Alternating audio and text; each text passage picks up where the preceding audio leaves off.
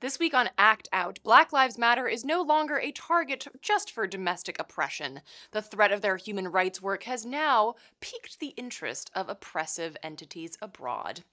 And the documentary that proves it has also faced hard censorship. And speaking of censorship, let's all cheer the ban on Alex Jones on almost all platforms, right? No. And here's why. Finally, Amani Sawari joins us to discuss the national prison strike which just ended. From tweets to marching in the streets, this is Act Out. Rockets! Blockade! Bulldozers swarm outside the checkpoint gate. A noise flash broke the hush and blew me into the street. I awoke next to the body of my baby.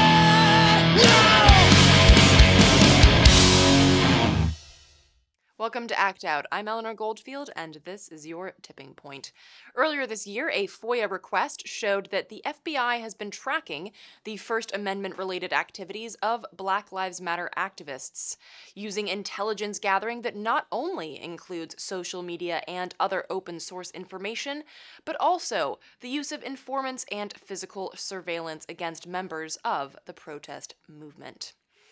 And that's in addition to the surveillance and harassment carried out by local law enforcement agencies. And indeed, the FBI's own work has been a collaborative effort between local agencies and the DHS. To add to this cacophony of domestic totalitarian tendencies, a new documentary uncovers Israeli efforts to malign Black Lives Matter through a variety of targeted attacks. In one clip, Israeli Consul General in Atlanta, Judith Varney-Shore, says, "The major problem with Israel is with the young generation of the Black community." Other footage from the censored documentary, The Lobby USA, shows right-wing think tanks in the U.S. planting protesters at pro-Palestinian events. In another instance, Andy David, the Israeli Consul General in San Francisco, boasts about how he got Martin Luther King's former lawyer, Clarence B. Thomas, to write op-eds calling out BLM for their hijacked agenda. David, in typical political pawning fashion, claimed that Martin Luther King will turn in his grave if he saw the anti-Israel tendencies or policies that are starting to emerge within Black Lives Matter. When in doubt, invoke Martin Luther King. Hell, if Paul Ryan can do it, why not a Zionist racist nutbag? Although, that's also how I would describe Ryan. Either way, the disturbing point here is, of course, that because Black Lives Matter came out in support of the BDS, Boycott, Divestment, and Sanctions movement, they have now been placed in the crosshairs of the tired and true anti-Semitism excuse for perpetuating the grotesque oppression of Palestinians. I've said it before on the show, and I will say it again. Everyone should be anti-Israel. Why? Because it's an apartheid state. End of story.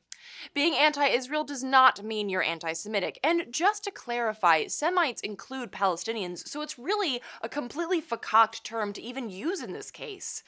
As someone who is culturally Jewish, I am very proud of my roots and my heritage. I'm absolutely fucking appalled by the Israeli state.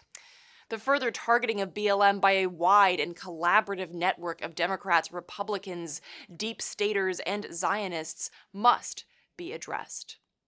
We saw how efforts like these played out in the 60s and 70s with groups such as the Black Panthers. To avoid the same state-sponsored traps, we have to work in solidarity and be vigilant. We must continue to stand together against the Israeli oppression of Palestinians and our country's aid in making these crimes against humanity possible. We have to support Black Lives Matter locally and integrate human rights and racial justice into our own work. Because as the saying goes, none of us are free till all of us are free. Moving on, last Thursday, Twitter permanently banned Alex Jones and Infowars from the platform, citing abuse.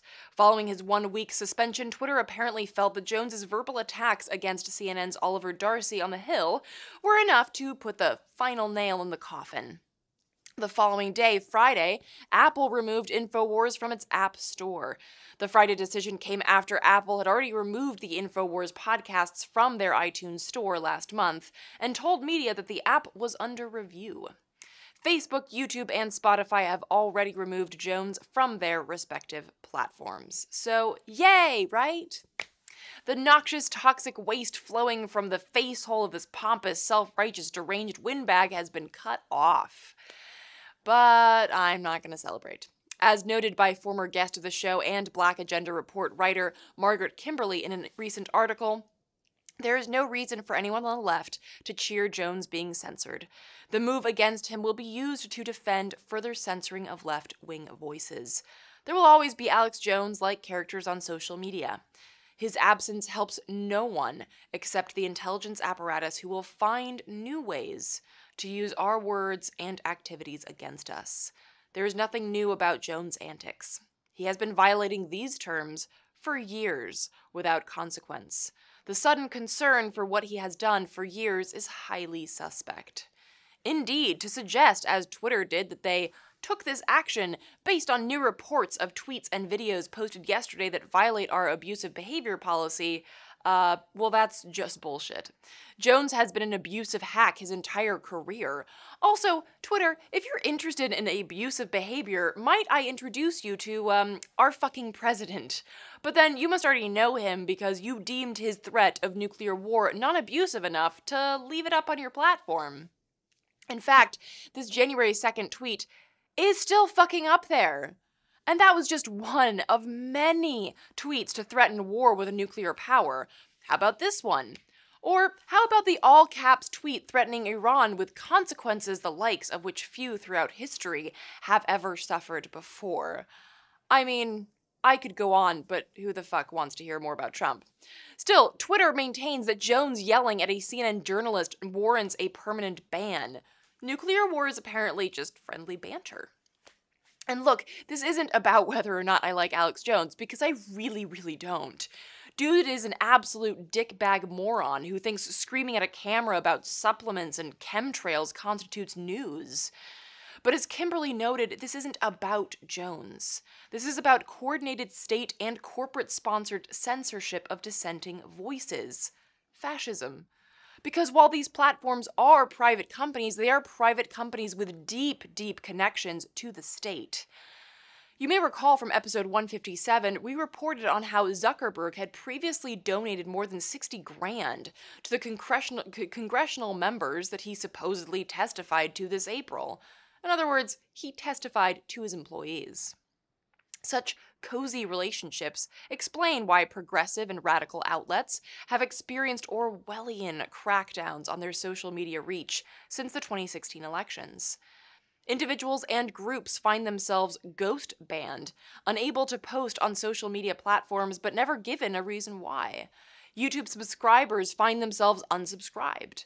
YouTube channels are demonetized and unable to earn revenue if they cover left-leaning political issues.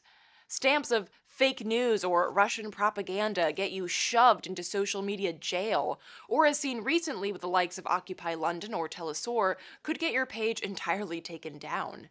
Google search results of even specific organization or outlet names come up with nothing. Some of you who follow us on social media have even reached out to complain about this. I've gotten messages saying that folks have had to resubscribe, or that no matter what they do and how much they follow that page, they never get Act Out updates on posts. In other words, the censorship of our voices is already in full swing, and to think that the recent all-out ban on Alex Jones is where this will end is dangerously naive. We see where this is going, and we need to address it not just outwardly in ways like this, but also with each other in order to find alternatives.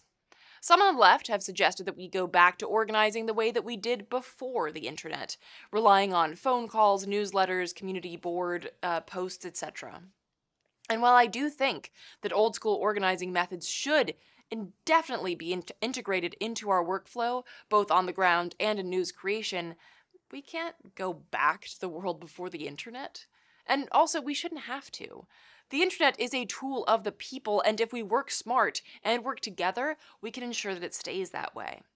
One prong of this is, of course, efforts around municipal broadband, decoupling our access to the internet from reliance on big companies like Verizon and AT&T.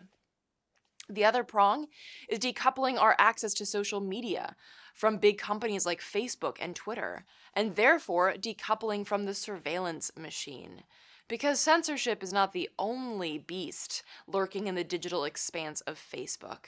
Every time you log on, you are willingly logging on to a surveillance network, sharing personal information with the likes of the NSA and DHS.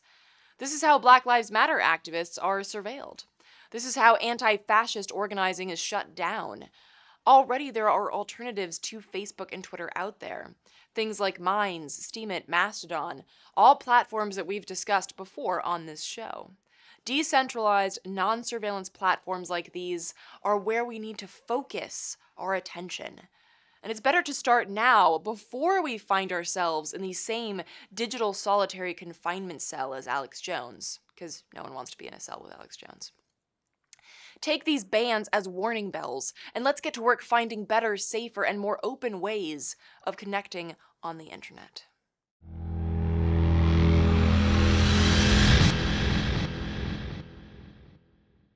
Finally today, we speak with Amani Sawari, an organizer with Jailhouse Lawyers Speak, a national collective of imprisoned persons who fight for human rights. This past Sunday, the national prison strike ended after 19 days of coordinated work stoppages, hunger strikes, and solidarity events. Sawari discusses how the strike went, as well as the road ahead. Take a look. So, talk about the impetus here. Was it something that was brought up by prisoners on the inside, or was this something that JLS had talked about? Where was the impetus for this strike? It's definitely in the heart of the prison. Jailhouse lawyers was the ones who came up with the demands. They whittled the demands down from 35 into 10 just to make it succinct and easier for people to remember and to recall. They called this strike and they wanted it to happen for next year. But after the violent massacre happened in Lee County, where prison officials took away prisoners' lockers and they switched up room assignments. They made really volatile and violent conditions for prisoners. Prisoners knew we have to do the strike now. This could happen in any prison in the United States. It's so unstable and unsafe in our prisons that this the littlest thing, and it's not a little thing when lockers are taken away, but on the outside we kind of see it as a little thing. They have no other way to secure their belongings. And then when room assignments get switched and now they're in rooms with people that they don't know, complete strangers, people they don't trust, rival gangs, that causes tension, that causes conflict, that built and built up, that led to fights that went on for over 7 hours, lost 7+ lives. Some reports say 9, some say 12. Officials did immediately transfer people who had died just to kind of keep those numbers down. So prisoners knew this could happen anywhere, and this is unsafe, and we need people to know that the conditions are like this. We saw just last month, 15 prisoners died in Mississippi. Someone lost their life every other day that month due to conditions in the prisons, and it shouldn't be that way. When someone's sentenced to incarceration, they should be able to safely serve their time and have access to the resources that they need to become a better person, to become the person that they want to be. And when that's not happening in our prisons, on such a large scale. It's not an isolated thing. This is just the culture of the way that United States prison culture is. And so when that's happening, they want to rise up and they are taking the lead in this. And it's really important to understand that they're taking the lead because they're the ones whose lives depend on these changes. And so we can trust them in saying, okay, these are the things that need to happen in order for the system to be better. They're not trying to abolish prisons. These demands are not abolishing prison demands. They're let's make this place safer so that we can have livable conditions and safe working conditions. And that's what they want right now. So they came up with these demands and they called the strike after that massacre happened in April. So, and I want to touch upon that thing about abolishing prisons because that's something that gets sort of tied into the national prison strike conversation. So, is the official stance that we're not looking to abolish prisons? Is that specifically what is part of that message that you're putting out? A lot of the organizers personally are prison abolitionists, but that is not a demand of the strike. All 10 of the strike's demands are to make prisons better and safer places for the people that are forced to live and work there. And all 10 demands are about rescinding laws. They're about making conditions more humane. They're about giving prisoners their voting rights. and really just establishing and upholding their humanity while they're incarcerated. The fact that there are a lot of abolitionist groups that are signing on to this is amazing. But I think that the fact that people are tying abolition and the prison strike together is dangerous, because a lot of people who see prisons as a necessity, usually out of ignorance, is due to the fact that they're like, oh no, I don't want to abolish prisons. I can't support these demands. If you really look at the demands and read them, none of them have to do with burning down prisons or tearing down all prisons. It's about making the places safer for the people who have to live there. And interestingly enough, the next logical step to making these centers rehabilitation centers rather than punishment centers is that you would basically abolish prisons, because you'd have rehabilitation centers, which is not what a prison is meant to be. Exactly. So talk about that list of demands now that the prison strike has ended. Has there been any movement on any of those 10 demands that you feel is successful? Movement. There definitely has been movement on some of the demands. A lot of movement has been happening with demand number two, majorly because it has been getting the most press attention and media attention, and people are being more conscious about the fact that they're supporting prison labor when they go to establishments like McDonald's and Walmart and different places that exploit prisoners' labor. We have to understand that these lower prices are due to the fact that that a huge part of their employment base isn't being paid what they need to support themselves. The movement has been happening on demand number two, especially. And that's really with the people. It all starts with the people making the decision, okay, we don't want to see prisoners exploited, so I'm no longer going to support this establishment until I see that they are paying prisoners fair wages. Prisoners want to have jobs. They want to be able to get out of their cell and move their bodies and do work that's valuable, but they don't want to be underpaid for it. Just because they're serving time doesn't mean that their time shouldn't be well spent, that their time shouldn't have value, that they shouldn't have value in what they're doing. So I think a lot of movement has been happening with demand number two. People are also finding out about acts like the Truth in Sentencing Act and the Sentencing Reform Act and the Prison Litigation Reform Act. People didn't know about these laws that didn't allow prisoners to get good time while they were incarcerated, and didn't allow prisoners to have equal access to the courts while they were incarcerated. And now that they know about these laws, people are making movements and contacting their legislatures. So there's movement happening there. In Texas, the prices of phone calls went down from 26 cents a minute to 6 cents a minute. So there was immediate action in that state as a result of the national prison strike and people choosing to boycott the phones. So the predatory companies that have been preying on prisoners and their families are responding. Legislatures are responding. They're taking a look at demands. And then the people are responding by being intentional about their choices and where they're spending their money. Prisoners risk their lives doing this. They will continue to face retaliation, although the end date has passed. They're still in solitary confinement. Their mail is still being censored. Rashid is up for his transfer hearing today, and he's going to be transferred out of state as a result of his leadership and his doing interviews for the national prison strike. So they're still suffering. And knowing this, and as a result of this, we should be upholding those demands and continuing to push them forward and stand behind them in solidarity and in support of them, because they need us in order for these actions to happen. And I want to talk more about that, but I also want to ask your opinion on something that has been brought up in sort of in response to the labor issue. This idea of community service, like you do work to pay for something that you've done wrong. Is there any sort of commentary or movement on that idea that, like, oh well, they would go out and, I don't know, like build a road or something, and then they'd get time docked off of their sentence? Is there any conversation about that, or is it just equal pay for equal work conversation?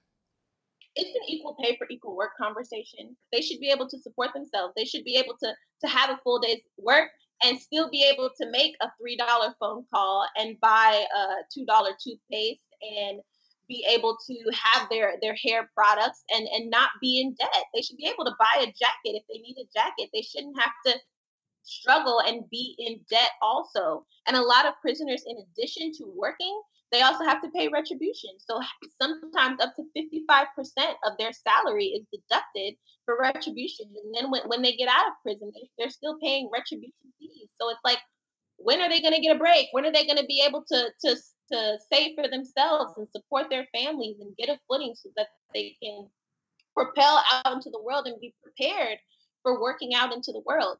Our current prisons are not preparing people to be productive members of society. They're preparing people to continue to have criminal behaviors and conduct criminal behaviors. All people are learning in prison is how to be a more violent and unstable individual instead of the other way around. And that's not the way that it should be. Our current system is just a system of warehousing bodies and keeping people incarcerated for as long as possible without learning what they need to learn and developing the skills that they need to become better people. And that's not the way that our system should work. It's not corrective at all. That's not what the Department of Corrections should be doing.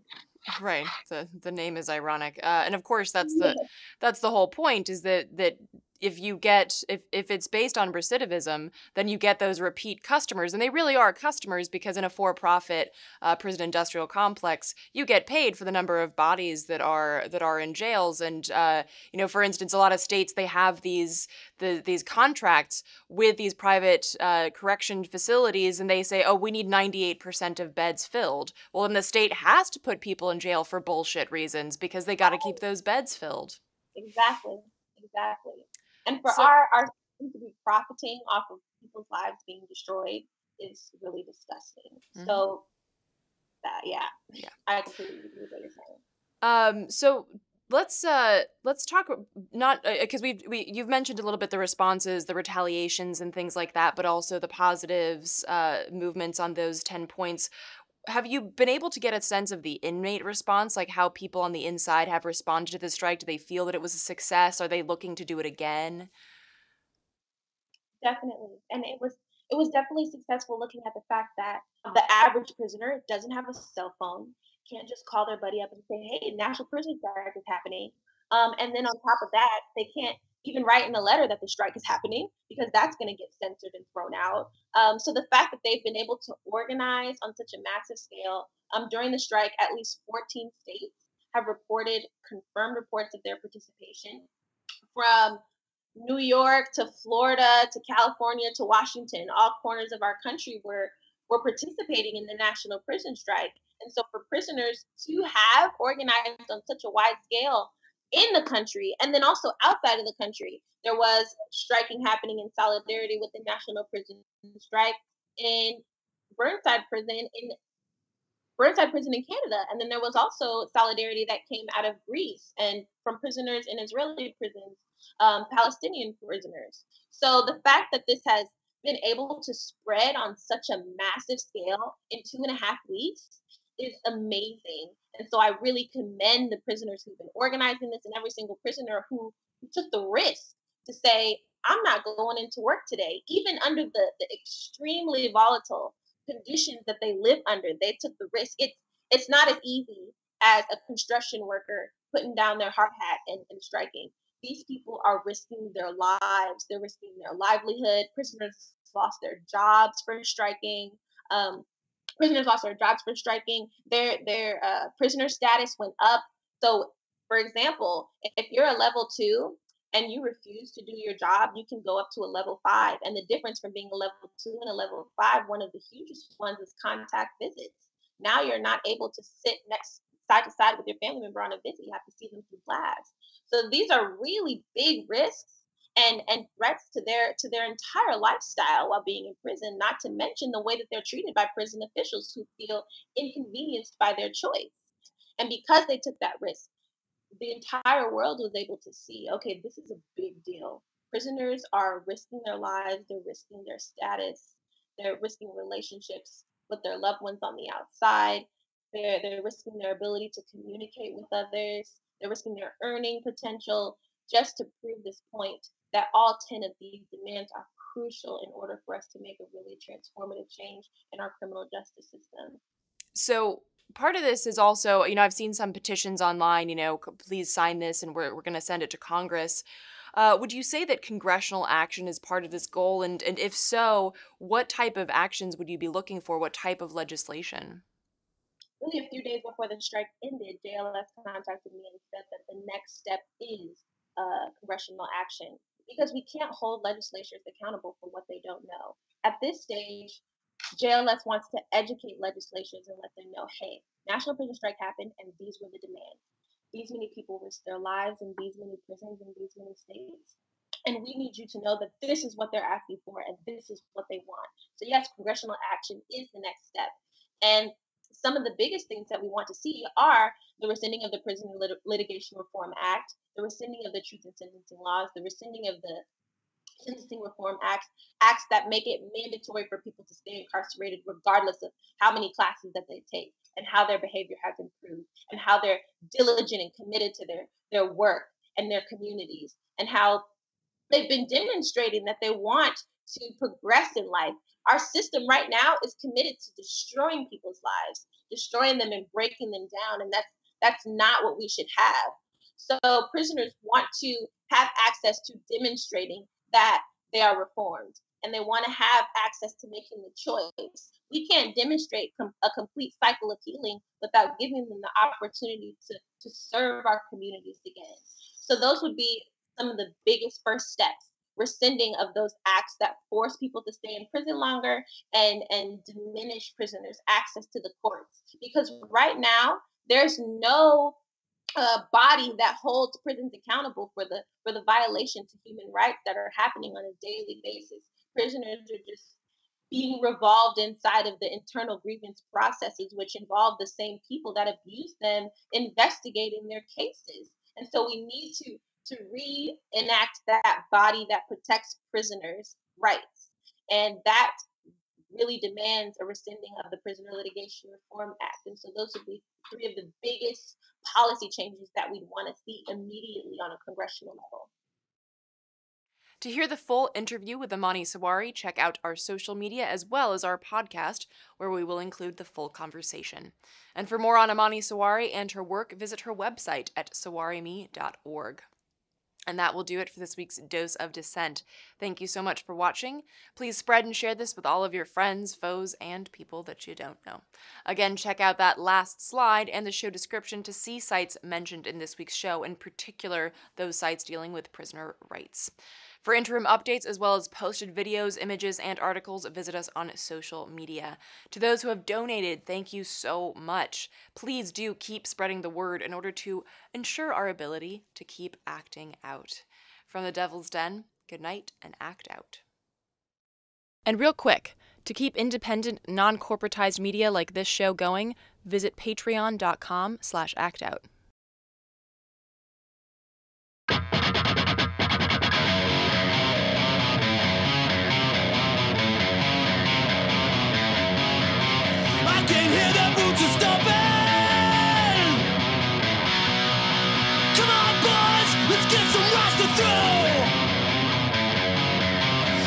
Stand to hear my father cry anymore. Time we left one of you motherfuckers dead in the road. We've been begging up inch by inch, we got nowhere else to go. It's been too many years since you pushed and said my shove. I'm not a fighter.